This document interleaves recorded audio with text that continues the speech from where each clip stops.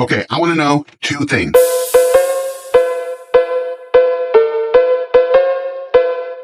Number one, did you use AI in social work last year? And number two, are you going to use AI this year? Now, whether the answer is yes or no, I want to offer you this free resource before I get started. If you go to this link or somewhere in the description of this video, you'll see a link for a free 30-page guide that's a framework for using AI in social work. It costs you absolutely nothing. There's lots of information. I'm going to talk about some of it in this video and upcoming videos, but I want to make sure you have that resource. So click on the link, check it out, and see if AI is right for you this year in your practice. The other big news that I have, because I haven't made a video here in quite some time now, is that we just made the biggest upgrade to the Social Work Magic AI tool that we've done since it's been in existence. I'm not going to talk about it in this video. I will in a future video, so make sure you subscribe or follow. But you can go to socialworkmagic.com right now and check it out. Let me just give you the quick rundown, though. Now you can build your own personalized library, an infinite number of questions or prompts that you submit on a regular basis to AI so that you don't have to keep asking the same thing over and over. They're saved for you. You can use them whenever you need them right out of your own library, but that'll be in another video. Let's get into this one. So this is something that I hear all the time, and I've heard it pretty regularly for the past year. It's some version of AI doesn't work. AI is always wrong. AI has no place in social work. It's unethical. There's a lot of things that I've heard over the past year, and there's some validity to some of those things. And obviously everyone's thoughts or perceptions about the technology are valid. But remember that framework and that free guide I mentioned?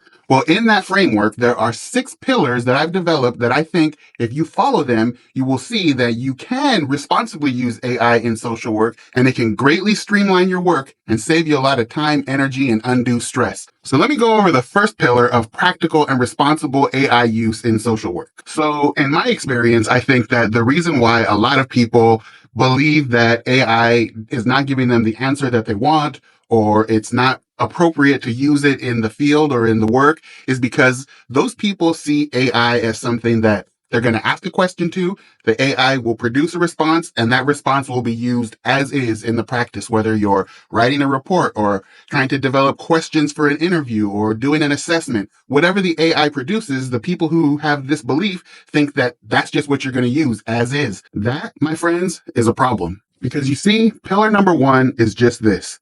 AI is a tool. It's not the answer to everything. So if and when you decide to use AI in the work that you do day to day, you have to remember that AI is meant to be a complement to your work or a supplement. It's not meant to replace the work that you do. It's not capable, at least at this time, of replacing the work that a human social worker can do. So it's meant to be used as something that can support you, but not do your work for you. Now, if you're a person who thinks that that's the way AI is being used, that people are just using it to do the work for them, then you probably have a misperception about how it's being used. Number one, my belief is that most professional social workers understand their obligation to their professionalism, to the work that they do, and they know that they can't use those responses out of the box as is in the work that they do.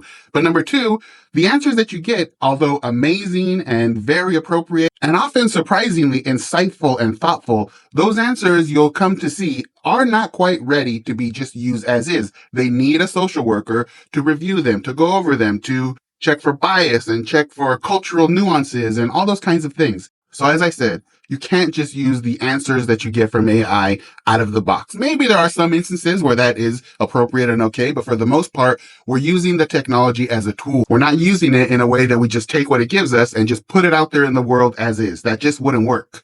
Let me show you an example of this using the Social Work Magic AI tool so you can see just what I mean when I'm talking about pillar number 1 of the 6 pillars of responsible and practical AI use. AI is a tool, not the answer. Let's check out this example.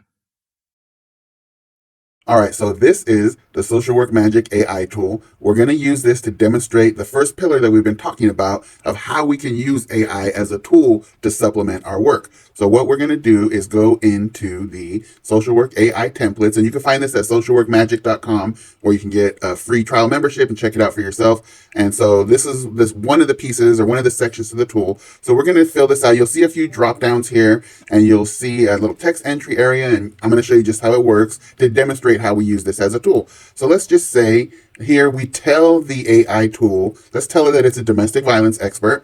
We're going to say that we want it to create, let's say we wanted to create a lethality assessment. So I'm going to paste in some just generic text, some anonymous randomized text of something that you might see on a case that you're working with. And then we're going to finish putting these. We're going to say we want it to use a professional voice or tone. We want the intended audience, let's say, to be a victim advocate. And in terms of the length, we'll just let's put no preference. We'll let the AI do what it does. So this is the tool, Social Work Magic AI tool. We've given it the directives. We've given it what we want it to do.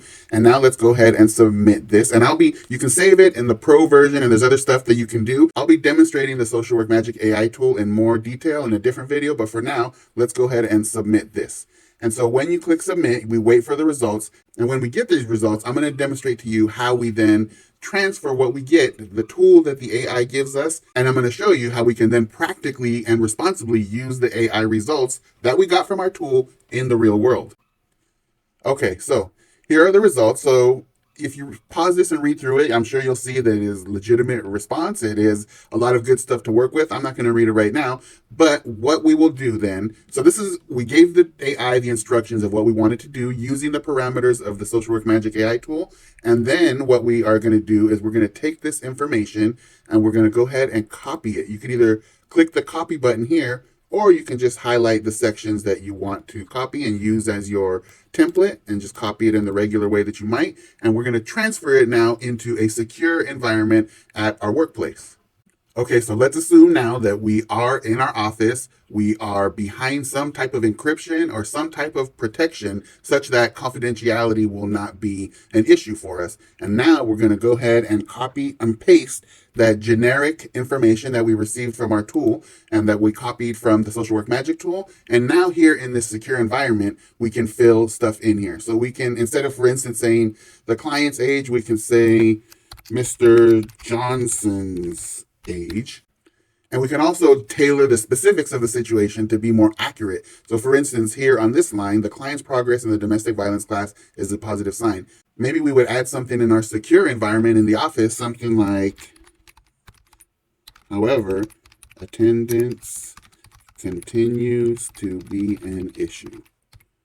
And so something like that. So we would go through the results that we pasted in here from our tool and tailor it to the specifics of our situation using private information, using specifics of the case, using our own social work experience, expertise, education, training, all of those things that make us a social worker. This is where we inject them. And then this tool that we have here that we've now tailored to our situation is what we would then use either to present to our supervisor or to the victim advocate or to the court or whatever it may be. And in that way, we've now used the Social Work Magic AI tool to responsibly and practically use social work such that it can cut time off our day, give us some free time to do the things that we really want to do on the job, and for once, get rid of some of that burnout and overloaded feeling that some of us may have at any given time.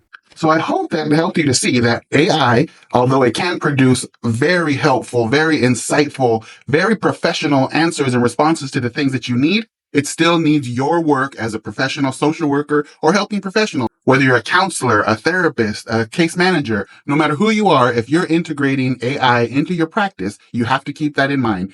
AI is a tool. It's not the answer. So that was pillar number 1. AI is a tool, not the answer. But there's still 5 more pillars that I have in my framework for practical and responsible AI use. So make sure you either follow or subscribe so you can catch those videos, or you could just check out the link that I mentioned and get the entire 30-page guide for yourself for free right now. So thanks for watching this one. If you haven't already done so, I would suggest go to socialworkmagic.com and give Social Work AI a try. You can do it in a very safe manner for now and see if it works for you, see if it fits, and see how you might be able to leverage this technology to get back your time, to get rid of that stress and burnout, and focus on the things that you really want to do in social work. I'll see you next time.